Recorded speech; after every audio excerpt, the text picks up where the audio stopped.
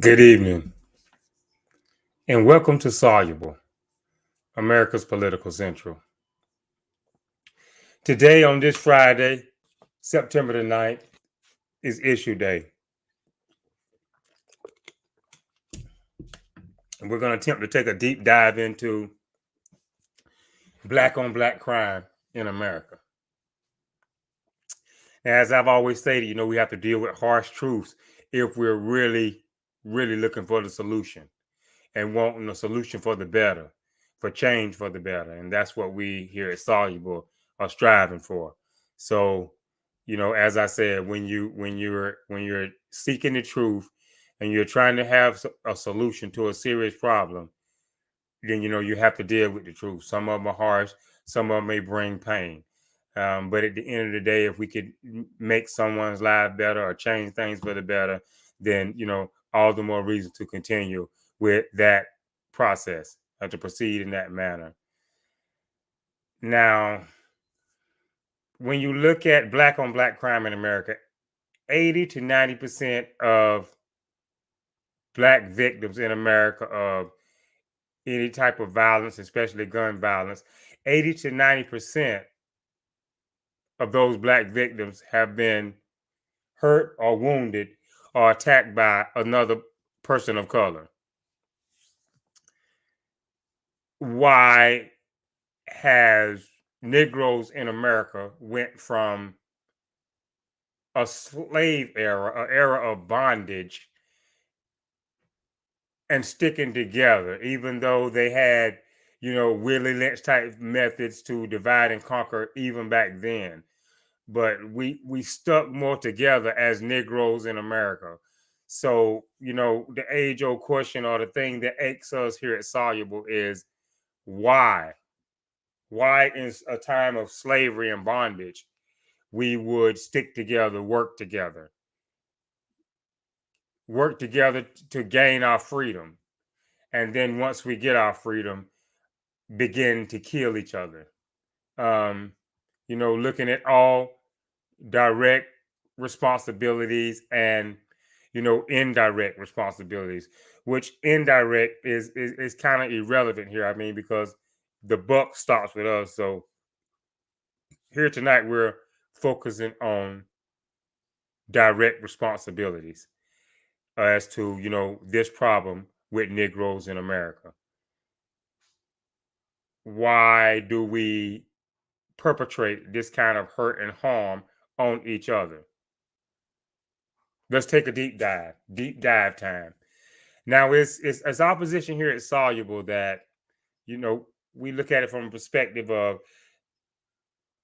when it comes to the 7 deadly sins, lust and envy of the 7 deadly sins, lust and envy, no other race in America is doing it like Negroes.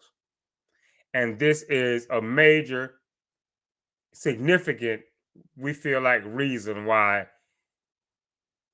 this epidemic, this trend has been in place for years, decades. Lust and envy, wanting something so bad that you will do almost anything for it. You're lusting after it. You have your desire set on it so bad till you may do something like robbery, burglary, stabbing, etc. to obtain said lustful desires. And envy, jealousy, can't stand the fact that someone is doing good and are better than you. This can also lead to, we feel here at Soluble, black on black violence. So lust and envy being practiced, being in the hearts of Negroes in America is one major contributing factor, we feel here at Soluble, to black on black crime in America. I mean, we're robbing each other for petty things. We're stealing, we're killing each other for petty things, drugs, money, tennis shoes, coats, designer clothes, jewelry. we lust after it so bad. And then, where the envy plays a role. It could be somebody that for no reason we don't like, or we just don't like them because they look so good at what they're doing, and we're just jealous because we can't be like them, or we can't be in their shoes, or that's the life we want to live, but we went down a path that caused it to be difficult for us to achieve what we see, someone who we are not necessarily friends with, that they have it. And out of envy, out of jealousy, is what we feel like here is a driving factor in perpetrating said violence on one another amongst Negroes in America.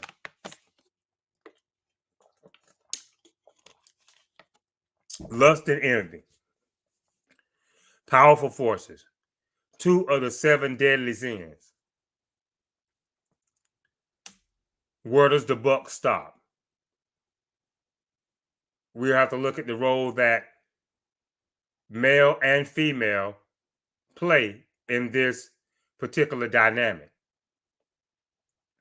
I mean, Black woman, you are bringing life into the world, and you can largely control how you bring it into the world, who you bring it into the world with, other than when someone is forcing themselves upon you. So you're birthing life into this world. The future generations. You're birthing them into this world. What role, if any, do you play in contributing to said black on black crime in America? To the black males, you're living with the reputation of a childish man, because you don't largely, wholeheartedly, and wholesomely take care of your responsibilities, which is number one, your children.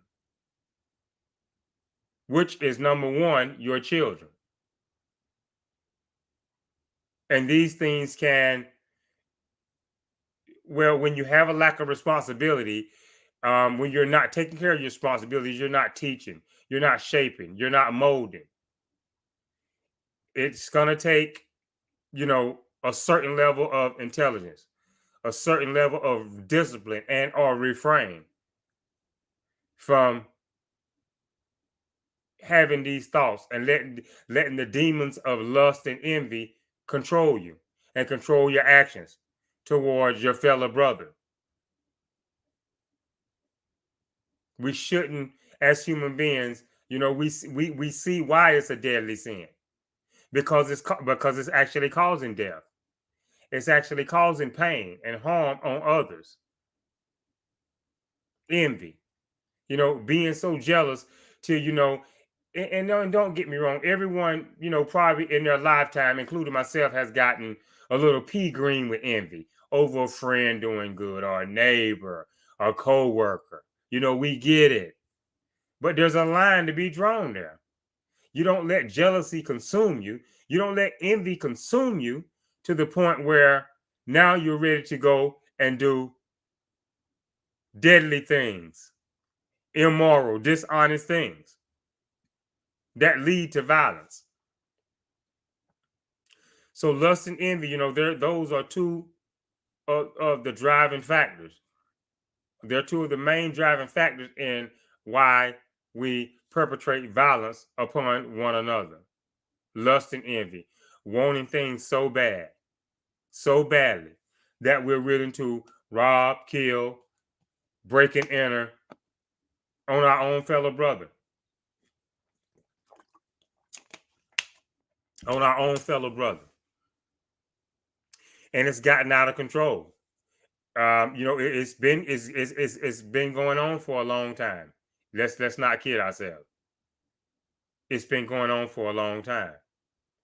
80 to 90% of black victims have the crime committed upon them by another black person.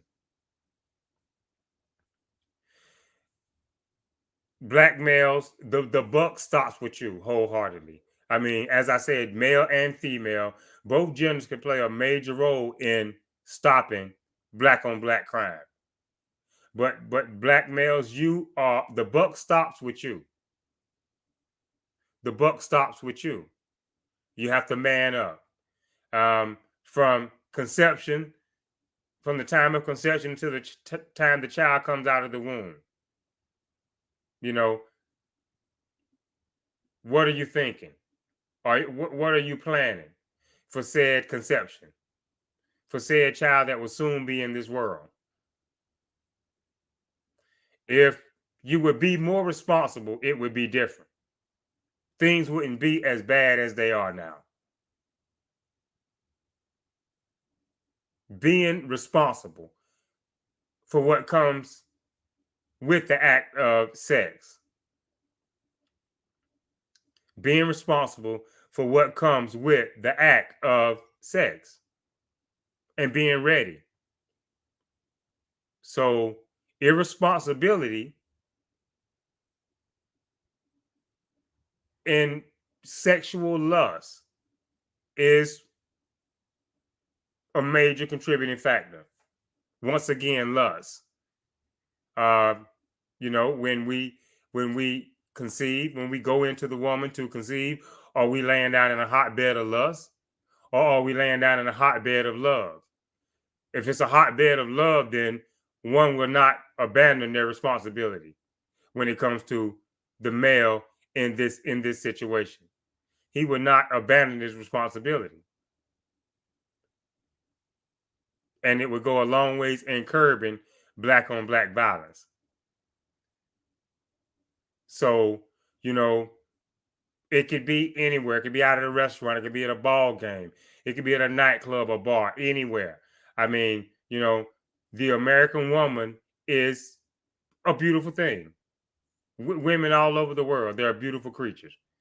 But when we lust and when we indulge largely in lust when it comes to sexual relations with the female, lust, once again, going back to 2 of the 7 deadlies, lust.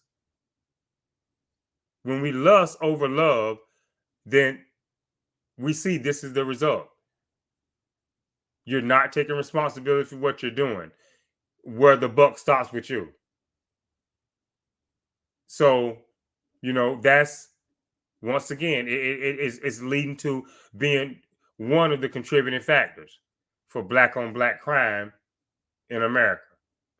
Imagine, what it would be like if you were responsible, if it was a hotbed of love versus lust. It's killing us. It's killing us. Lust and envy.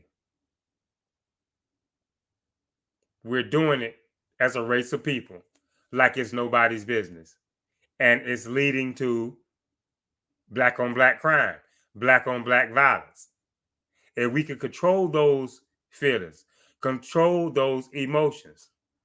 I mean, as I said, yes, God has made the woman more beautiful than most man can stand. But with that being said, we are expected to control ourselves. We are expected to control ourselves. Don't overindulge. Don't just, go out here on a lustful sexual spree, which is what seems to be happening all too often. And, when it does happen, then, you have to go back to the phrase and think about, are we breeding contempt? Are we breeding hatred in that situation from lusting?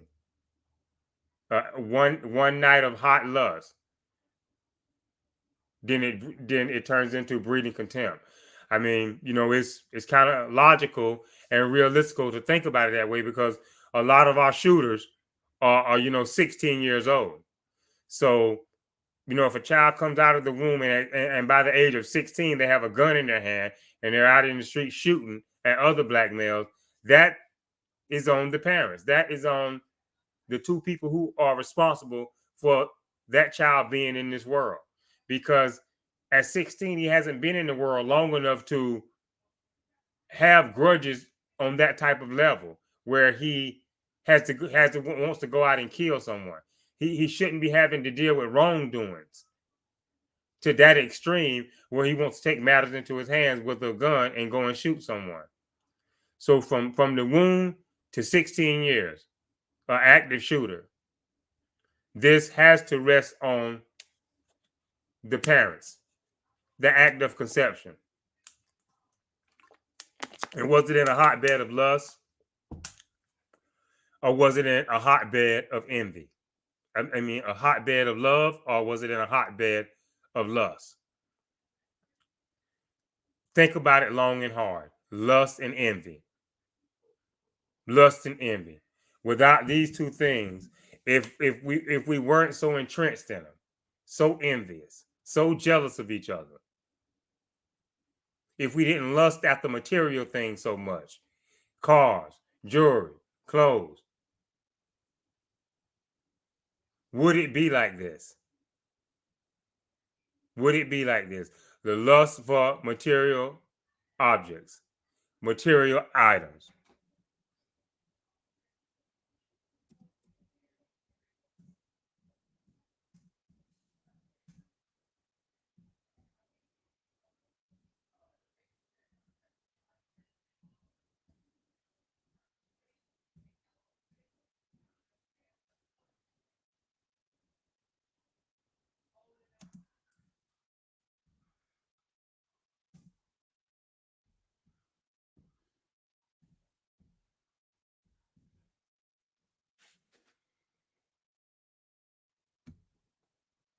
We're actually here at Soluble, we're asking Negroes to think about it long and hard. You know, can it be lust or envy?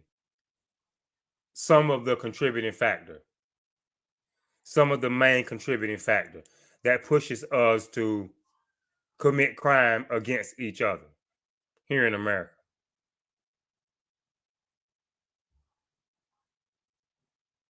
Jealousy to the extreme that pushes us to do harm.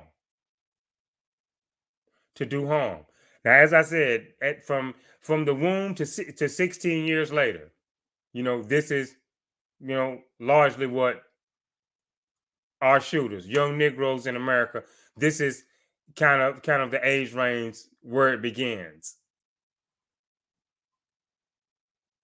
So the soluble approach we feel like is to look at the parents to see,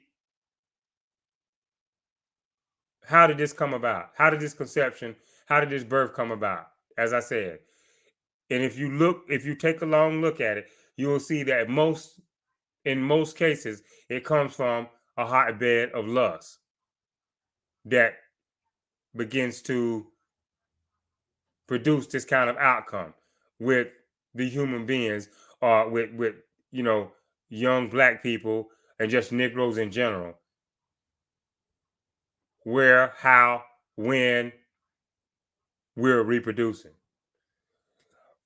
Now, with that being said, you know, as I stated earlier, it's also our position here at Soluble that breeds contempt, which is hatred, which is, you know, discontent with one's surroundings, with unhappiness with one's surroundings. And, you know, from the cradle to the grave, we have to look at it. We would, you know, not be serving the purpose, not really wholeheartedly searching out the solution to look at from the cradle to the grave, you know, and what goes on in between, how it's come about in the cradle, and then where it goes from there. So we're breeding contempt in another major contributing factor when it comes to black on black violence is poverty and the welfare system. This was very, very hurtful, very much a way of setting back black families, Negro families in America, the welfare system. You know, and women, this is not to single you out. This is not to point the finger, but this is our position at Soluble is that this is no way to raise a child. And we can see that, you know, by statistics, a lot of this is when it comes to dealing with families, you know, in most of these situations, there's a woman with multiple children by multiple fathers. And, you know, this is the idea of a family as far as the way the American system is set up when it comes to welfare. A mother with multiple children, never a father in place, never a situation or hardly ever where they're trying to incorporate mother and father to work together to make the family stronger. So, you know, this is kind of like a gotcha for women if you want to go for it. And, you know, keeping in mind, like I said, it's not to point the finger because, you know, I'm firmly in the position, no matter, you know, where I go with the discussion, because we both play a role, men and women. So no matter where I go here, if I say women, my staunch belief is that the buck stops with the man. But back to, as I said, you know, welfare being a major contributing factor to black on black crime, because it only has generational cycles of poverty. It only has generational cycles of poverty. And so, you know, I'm poor, everybody around me is poor, and, you know, we're just like, you know, crabs in the same barrel. So, you know, I don't want to be poor and you don't want to be poor. But if I see you, you know, you're climbing up that ladder of success and I'm still down here poor, you know, my natural reaction is to, where it shouldn't be, to reach up and grab hold, to try to come up also. But instead of, you know, us grabbing, reaching up to grab hold to an outstretched hand, we're reaching up and grabbing and pulling back down and tearing down. So, you know, welfare, as I said, it's a major contributing factor to black on black crime in America, because it only produces poverty and generational cycles of poverty with no end in sight. With no end in sight. I mean, there have been a lot of success stories. You know, young brothers making it in sports. You know, making it in forms of entertainment. You know, singing, rapping. But that's in the whole scheme of things, that's a small percentage of Negroes in America. You know, our population is in the millions here in America. It's millions of us. So while we applaud that success and we encourage it and we want to make it even stronger, it's right now it's a small percentage. Why engage in a program or something systemic as welfare where you only have enough money to pay your bills? You only have enough money to pay your bills and have some food on the table. Living somewhere that you can never own, never having extra left over for the children. So as I said, you know, it's a generational cycle of poverty to those that stay in it, from mother to daughter to granddaughter. It's a generational cycle of poverty. And poverty, in a lot of cases, is if there's no end in sight, if one cannot see their way out and they feel doomed and hopeless, they're more than likely to try to get out of that situation, try to get off of that cycle by any means necessary. If it's crime, if it's violence, you know, if it's murder, if it's manslaughter, if it's negligent homicide, they're going to try to get out of that situation of poverty. And that's welfare 101. It's poverty. It's always having, always needing, never having. This is that system. Always needing, never having. Just enough. And as I said, without a responsible without two responsible parents there, this will always continue a cycle of violence. It will continue a cycle of violence with upon neighbors, with the people who are living on top of each other. Because if I'm in poverty, I can't even, if I don't have money for a car, don't even hardly have money for bus fare, then my most convenient targets for violence or crime are going to be other Negroes around me. I don't have a way out of this situation. And this is not to encourage violence outside of the race, and by taking and perpetrating violence on other races. What we're trying to get you to see here at Soluble is what you're going for. What you're going for. Welfare. Like I said, ready to indulge in lust and envy. These are, significant factors in black on black crime in America. The welfare system was not designed for black strength. It wasn't designed for black strength. It wasn't designed for black unity between the man and the woman. This is a divide and conquer system, program sponsored by the state at the state level. It's a divide and conquer program, where oftentimes with the children, they're going from state welfare to state prison. So regardless of from childhood to adulthood, they're a ward of the state because of the cycle of poverty, where they see no end in sight. You have young people who have not made up their mind to be a criminal. They don't have it in their heart to do things, that are criminal, that are harmful or hurtful to others. But without a responsible male figure to step up and be an influence to not just to the child, but to the mother of your child. But here you have this child who is not having a heart and mind for going out and committing crime or to hurt others. But he feels, here's the child that feels hopeless. He can't even get help with his homework. He can't indulge in after school programs or school activities because there's no one there to buy him the things he needs, the costume he may need to be in the play, the fee that he may need to join a certain club. Welfare programs don't produce this kind of money. And then with the father being absent in most cases, we're in the vast majority of cases, then the money is not there. The funds are not there. The time and attention is not there. I mean, I've seen a number of times where the child has come to the mother and the mother is brushing the child off like they don't have time, or if the child is bothering them. And that's, a time where a child can easily be influenced by someone else, an adult outside of the home. This could be an atypical welfare parent 101.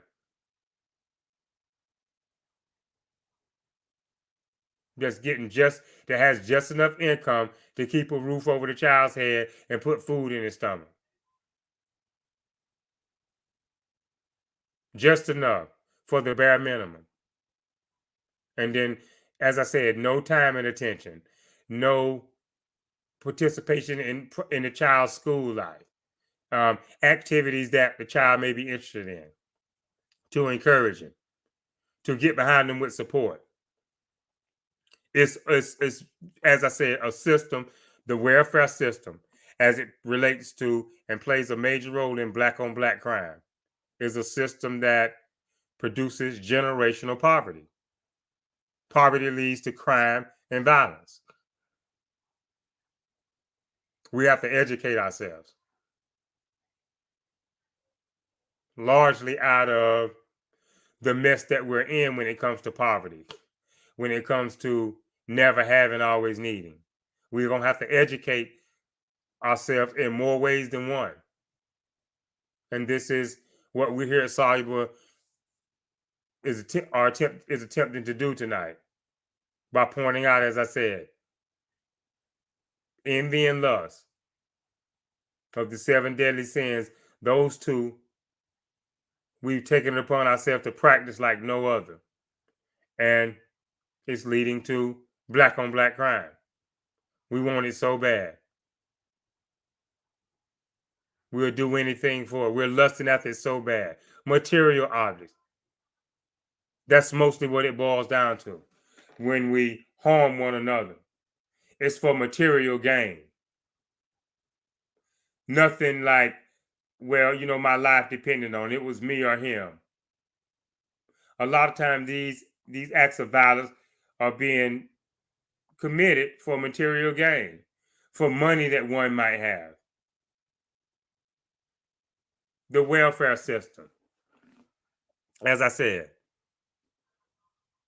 very, very harmful and hurtful to the black family.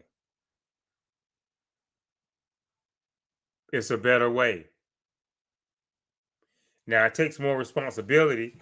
It takes, more time and attention. It takes more commitment, which is what Negroes in America who are reproducing and who are out here in everyday daily life should be doing.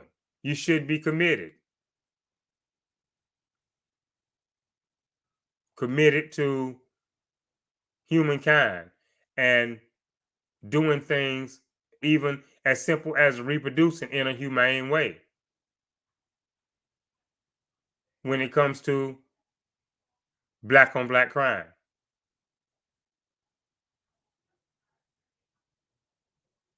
but a lot of it is how we reproduce is a contributing factor, especially if we have to ask ourselves the question as Negroes in America: or when we reproduce, are we breeding contempt? Are we bringing a child into this world with a happy childhood? Because if we're not, then therefore contempt begins. Contempt begins in the child's life.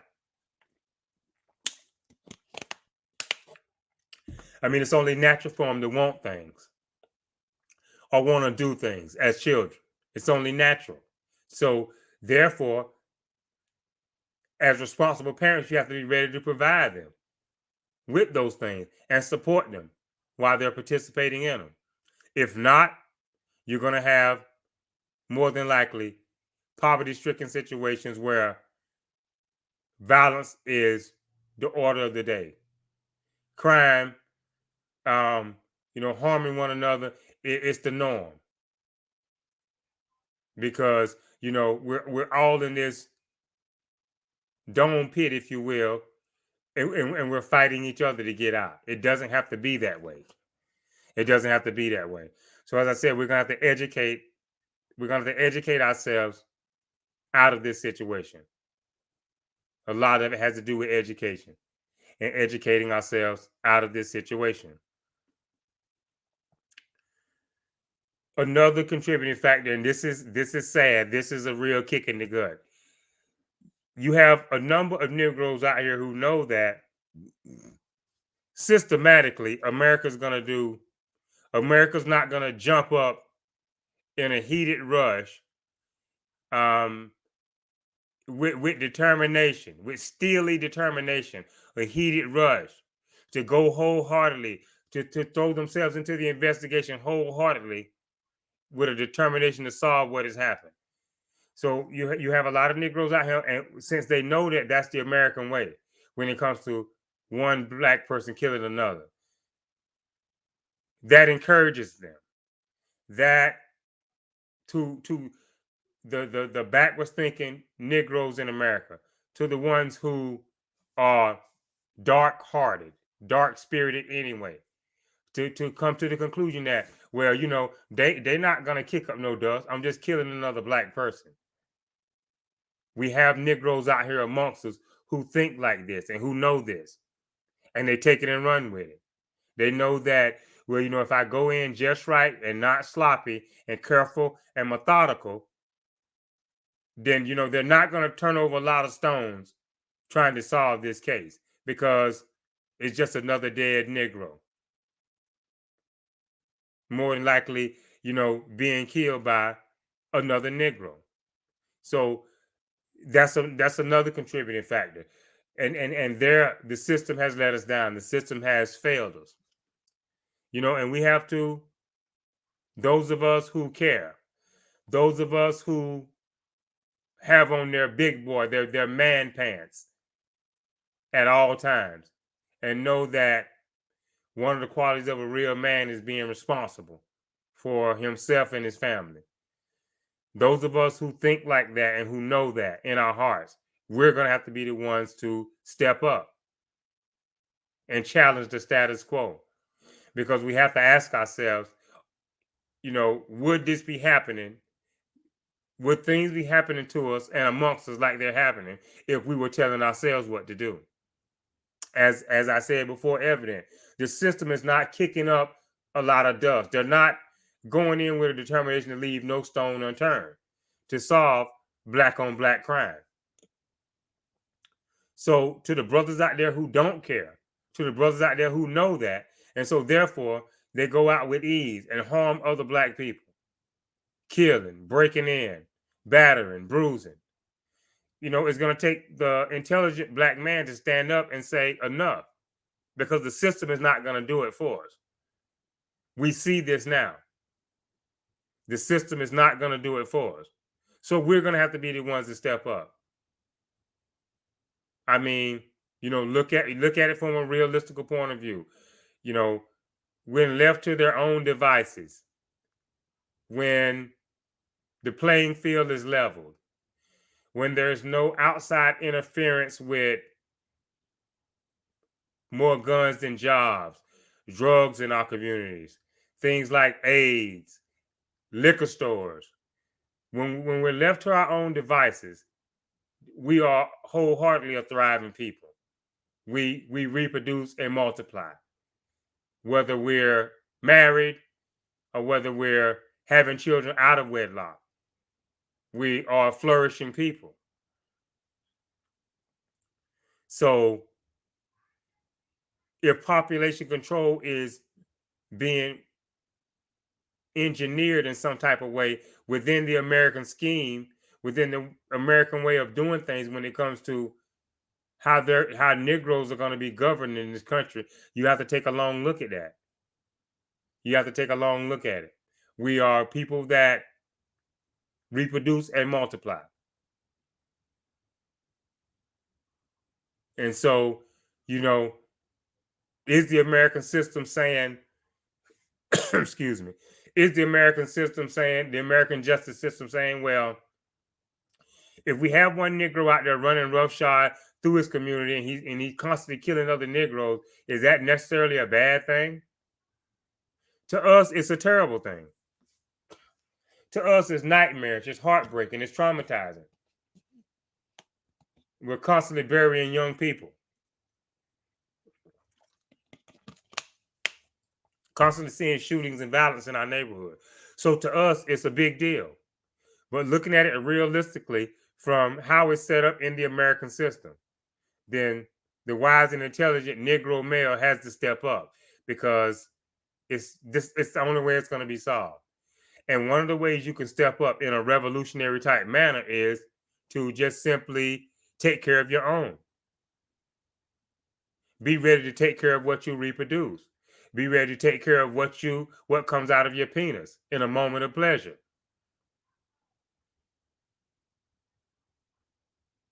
Down with the lust and up with the love. Down with the lust and up with the love. We've heard Soluble feel like it'll go a long way in curbing, preventing, maybe stopping altogether black on black crime.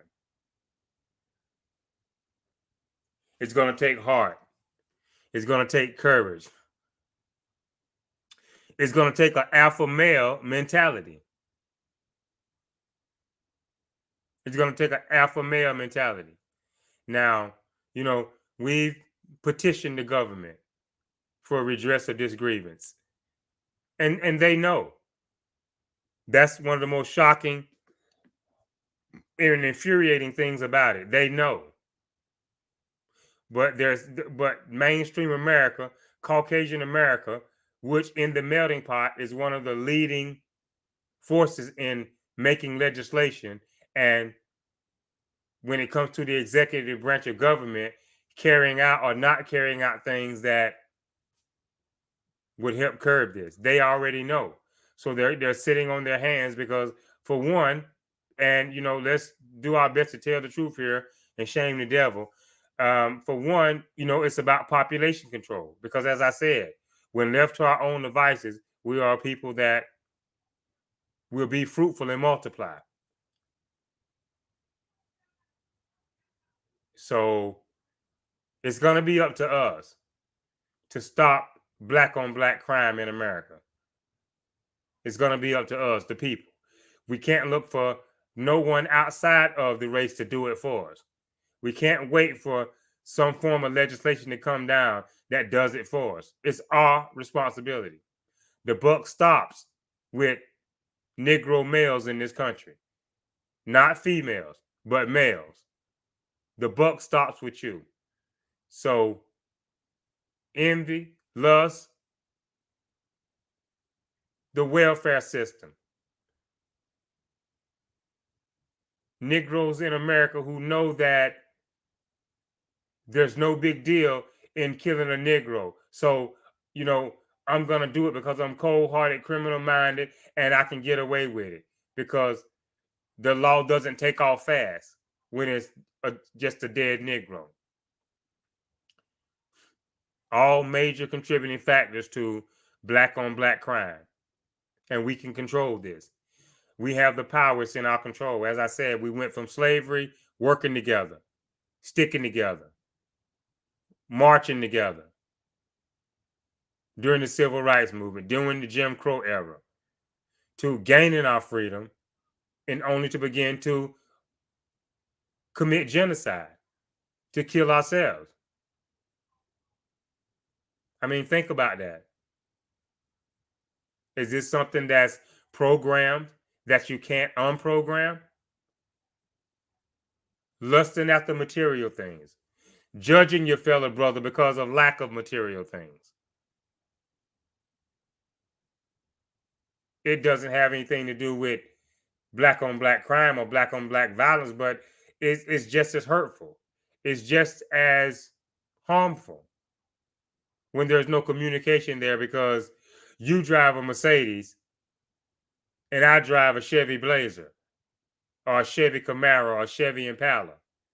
You're doing German engineering and I'm doing American engineering with, something that's cheap or is not as good of quality as the material object that you have. They're both cars. So, these are this is harmful. This is harmful communication. It's detrimental as far as Negroes in America being able to come together and let it be a call to black arms, not arms as far as weapons, but a call to black arms embracing. These are contributing factors.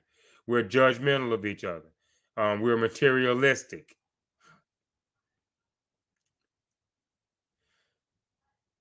Can the humanitarian side of Negroes be shown more? Can it come out more?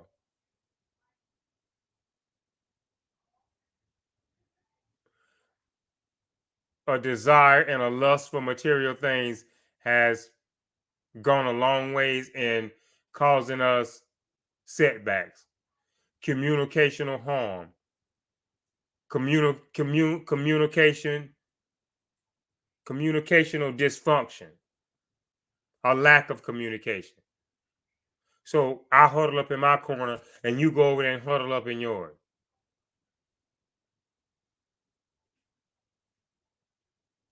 We should be supporting each other because, at the end of the day, we don't have nowhere to go but back to each other.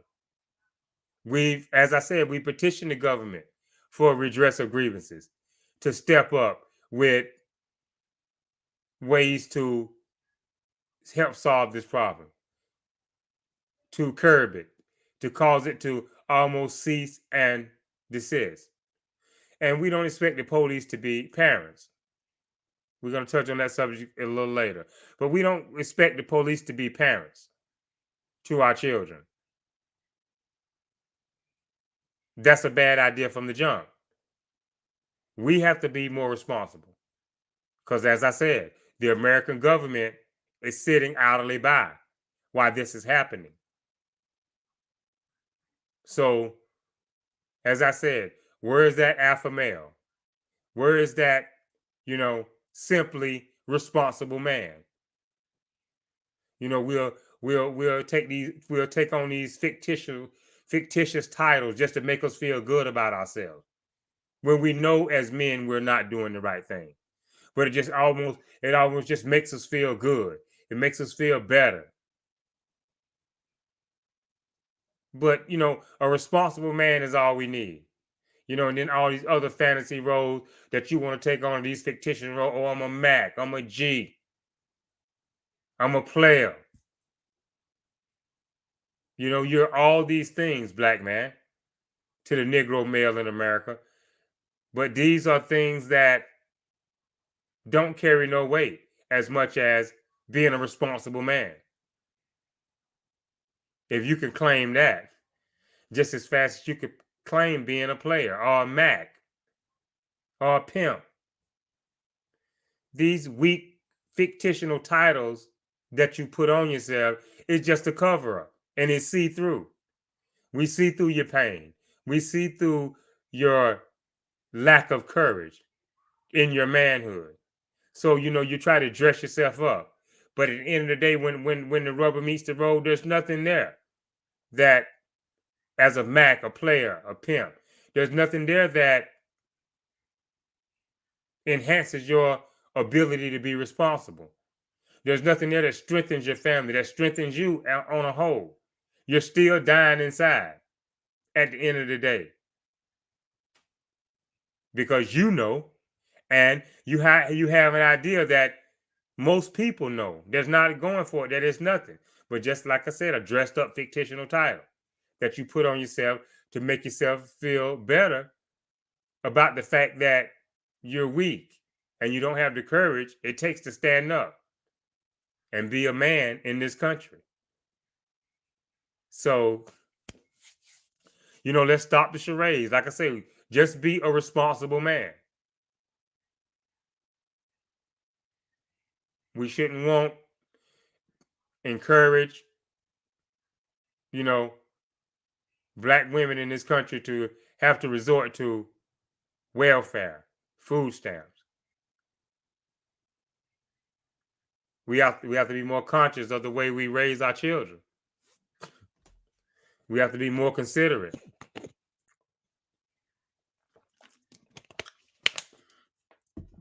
But if you're conceiving in a hotbed of lust, then more than likely it's going to lead to poverty, which is going to lead to crime and violence perpetrated amongst the people. That leads to a continual cycle of genocide with no end in sight. Last but not least, as I said, it starts with conception. Another thing that in this day and time is largely contributing to black on black violence is the parents having their hands tied or being afraid to discipline their children. I mean, having to go out, taking them out to the woodshed, which is a phrase for corporal punishment, or whipping your child. Here at Soluble, we're not totally against it if it's called for. We like to think that a child can be taught right from wrong and encouraged to do right. And when they continue to stray down the path of wrong, that, there has to be some form of physical punishment to bring the child back into compliance, back into order, a moral order, a righteous order, a respectful order. So today's parents have had their hands tied. They've been Negro parents in America have been affrighted to discipline their children. Nowadays, you hear some kids tell the parents, if you hit me, you're going to jail. Now, the child doesn't know that they're not actually free from the responsibility of right and wrong. Once again, this is a weakness that Black parents are being sucked into, that they're participating in out of fear. I mean, Caucasians in America, once again, this is not to play the race card. This is to deal with harsh truths. A lot of this legislation is largely, even though we're one melting pot, a lot of this legislation is largely conjured up with Caucasian ideology in America of what the standard should be in raising your children. But Negroes in America have the courage of realization to understand that Caucasians cannot control their own children. You have to have the realization and understanding and the courage to be able to tell yourself, as I said, Caucasians they can't control their own children. They're not trying to. They can't keep their hands off their own children in a sexual manner in a lot of cases. So, it would be foolish of us as a people to have another race of people in this wholehearted melting pot influencing the way we raise our children. This has led to an uptick in Black on Black crime because the children are coming up wilding, for lack of a better word. The children are coming up wilding, and they don't realize that there's a stopgap measure for this. There's an end to this. But they think that, okay, if my parents, if one of my parents do this or that, if they try to punish me in any physical way, they're going to jail. That child is not old enough or doesn't seem to have the wisdom to realize that you can't do wrong and there not be consequences. So it's a way of tying, like I said, tying the parents' hands, having an uptick in violence amongst our youth committed against each other. And then what's waiting after that? When the parents can't discipline without going to jail, well, the cops can, the police can. And the system knows this. It's a setup. Caucasians in America know this. That if we're being fruitful and multiplying, and there always has to be a method, very methodical. It's very methodical. Okay, we can't stop the rate of reproduction. So where do we go from there? Then we do something to affect those that are being reproduced. We set them up as youngsters to feel free from any serious consequences to their actions. You can say this or that. It goes in one and out the other. But at the end of the day, the American system wants to set our youth up to feel like they're free of any consequences to their actions, especially when the actions are bad, when the actions are corrupt or criminal in nature or disrespectful in the home. They want our kids to be set up to feel as though there's no consequences, there's nothing that can be done.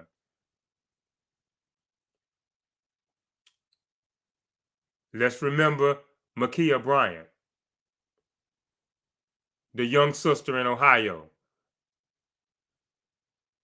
Yeah, she was fighting with siblings, with girls close to her own age. She may or may not have had a weapon, but we have to ask ourselves, as Black parents in this country, is that the way we would have wanted it to end for a child who was out fighting in the streets and had got so wild and out of control and so bold that she didn't think there'd be no consequences to her actions if she got in a street fight and pulled a knife? Something had to produce that type of an attitude in her, that she could maybe be in foster care, possibly be away from her mother or her father, and continue to, or begin to, for that matter, I don't really know, to continue to or begin to fight out in the streets while being in possession of a weapon.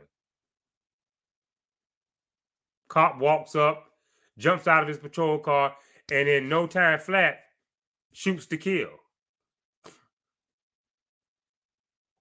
No charges. Justified. So is that where we're at?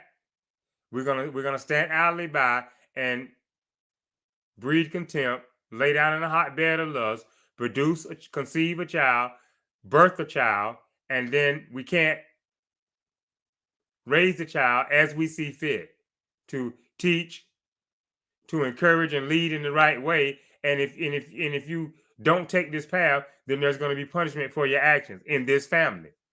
You're expected to stand up. You're expected to be raised with respect, honesty, a content of character that is beneficial to all humankind. You can't do that. Your hands are tied. So then now the child is disrespectful. They don't want to get off of the video game and do homework. They don't want to put down their cell phone. And now you have to handle them with like a kid's glove approach to try to plead with them to do it, to try to use logic to get them to do it. And that's kind of a bad situation when you're dealing with a stiff-necked people, as Negroes can be. When you're dealing with a stiff-necked people, that's going to be hard to do, even with a young child. If they feel like they can get away with it, they're going to want to get away with it. So as I said, being afraid to punish your child in a corporal manner, if they're being disrespectful, if they're straying from the family values or the household rules that you've instilled in them. Being afraid to use corporal punishment because of threat of jail or incarceration or losing your children is a major contributor to black on black crime. You see the young children now. They're fighting at the malls. They're fighting at the movie theaters. They're gathering up on social media and having these big crowd rushes into certain facilities to steal, to loot, pillage, or just go on a rampage and tear up the place. These are our youth. These are our black youth in America. So if you're afraid to raise your child because you respect this new way of doing things or this new way that America wants you to do things, then you're basically turning your children over to the hands of the devil. You're basically turning your children over to a dark side, a dark way of upbringing. And it's only producing black on black crime, starting at a young age. And it's set up. It's set up. This is something that is a divide and conquer tactic. This is something that will help with depopulation or population control, if you will. Something that Negroes rarely think about. But at the rate that you're reproducing, other races are constantly aware. So think about that long and hard. Black on black crime, as it relates to black on black crime, parents who are now in a system where it is being taught to us that corporal punishment is no longer acceptable. And the child knows this, that there's no consequences. There's no severe consequences for my actions. Basically, I can do what I want to do. I can almost get away with murder. And as I said, once the child takes that outside the home, then the cop is waiting there. The police are waiting there. What is the next line of defense? What is the next line of defense for a young African American, male or female, when they're out in society doing things that can be criminal or threatening in nature?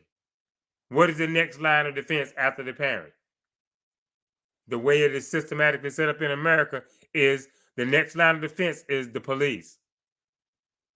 Is the police. And we see in the case of our young sister, Ma'Khia Bryant, that they will shoot to kill without hesitation, unjustifiably. And it could be dealt with in another way. So, you can't lose courage. You can't be discouraged.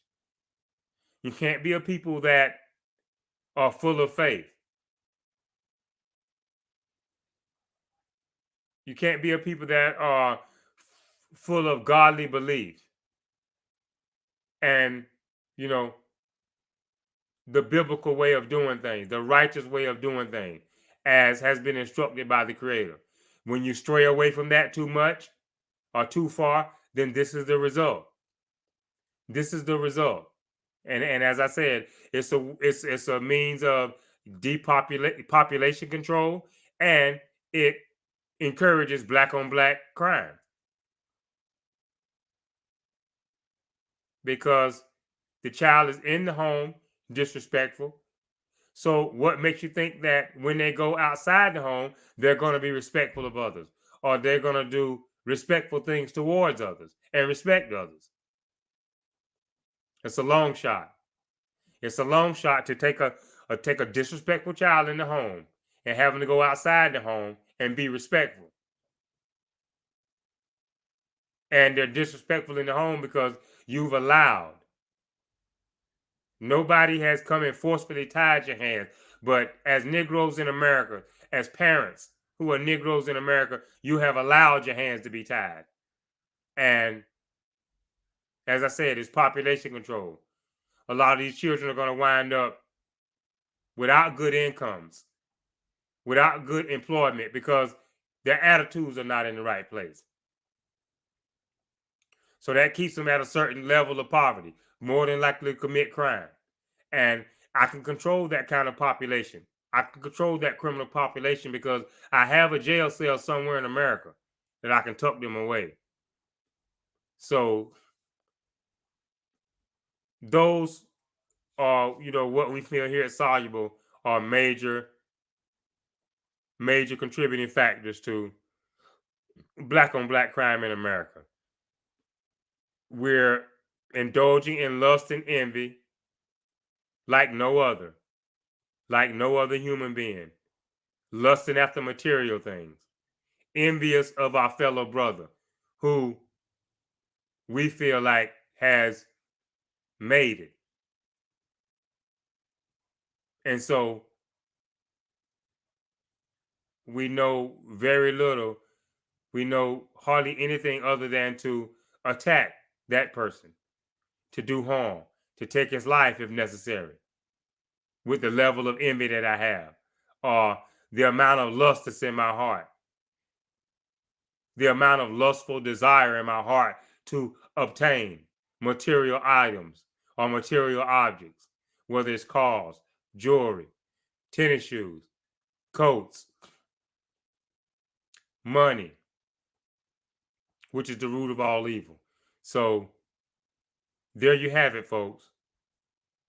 If we can really look at that, of the 7 deadly sins, and we can look at those two, because we're indulging in them. We're overindulging in them. And it's a major contributing factor to black on black crime. Practice humanitarianism, not lust and envy. It will go a long ways in curbing black on black crime in America. The welfare system, the welfare family. It's harmful. It is very harmful to the black family in America. And it's a major contributor. Major contributor to black on black crime. Because in this system, there's only a cycle of poverty.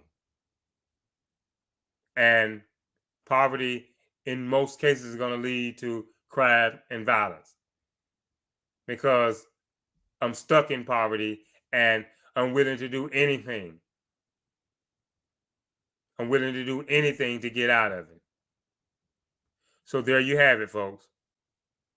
You know, I remember something that the great Chris Rock said years back in one of his stand-up comedy skits that really stuck with me. And we need to think about it. And he said, you know, there's a civil war that's going on now amongst black people. And the niggas have got to go.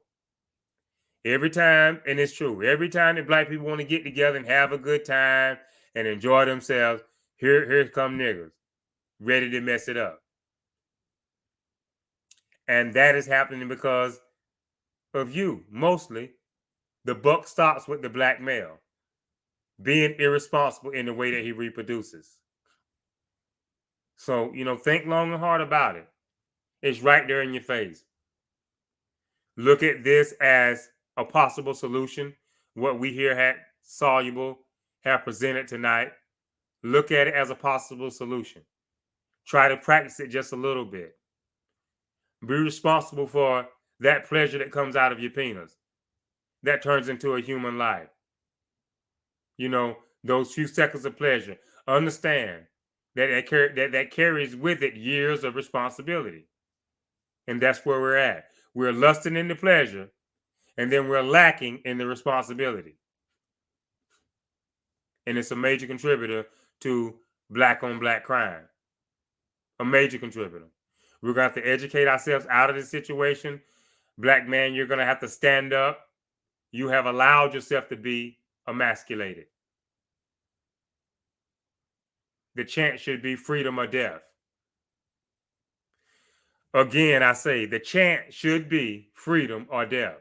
So you have allowed yourself to be emasculated. You have to stand up.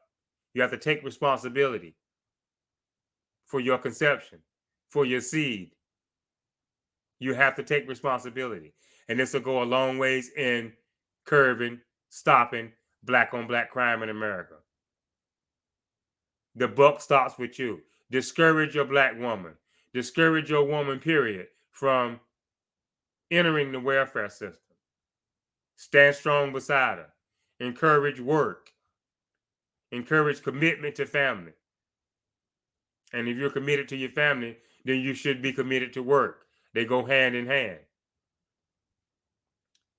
Because it takes money. It's the system we live in. It takes money to buy goods that our family needs.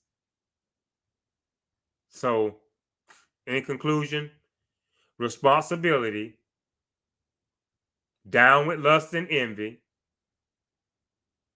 We have to stand up and we have to call out these weak brothers, these twisted brothers who know that we're in a system where if they can commit the crime and do it without leaving a lot of evidence of the crime, then there's not going to be a big deal made of it. So therefore, they're going to be likely to get away with it. We're going to have to call these brothers out. We're going to have to stand up to them. Last but not least, we're going to have to raise our children. We can't, go for this. You could do whatever you want to in the home. You can be disrespectful under my roof. You can talk back.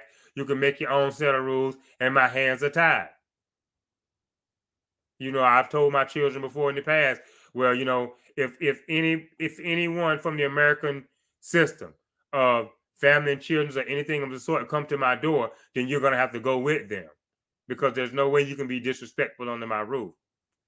And I think that'll go a long ways in changing some of the youngsters' minds when they find themselves under a roof where there's no blood relations, and they're this, and the person just has them there because they represent a check.